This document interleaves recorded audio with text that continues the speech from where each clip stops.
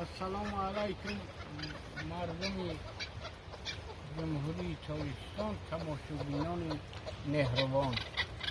ما در نوارهای گذشته واریانت یکم و دویمی تیار کردن قروتاب دروازی را به نوار گرفته بودیم، تماشا کردیم. بنابراین امروز ضرور است که واریانت سیوم قروتاب دروازی را برای مردم قسمت شمال بخشیدیم که آنها تماشا کنند، راحت برند، استراحت کنند و دم گیرند. مرحمت نوار سیوم قروتاب دروازی.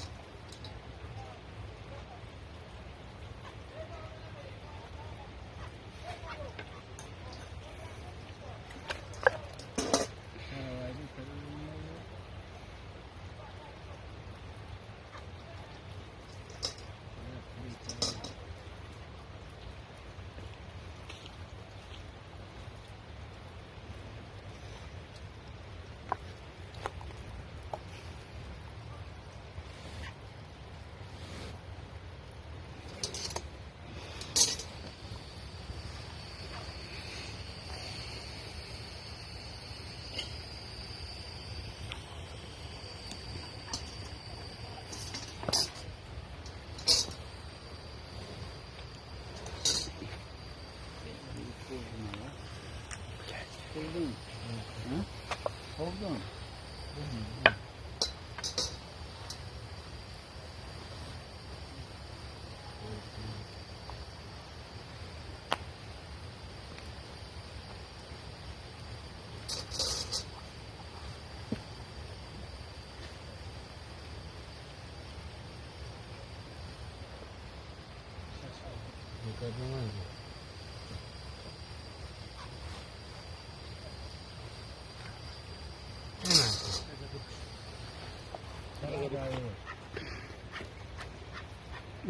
روغن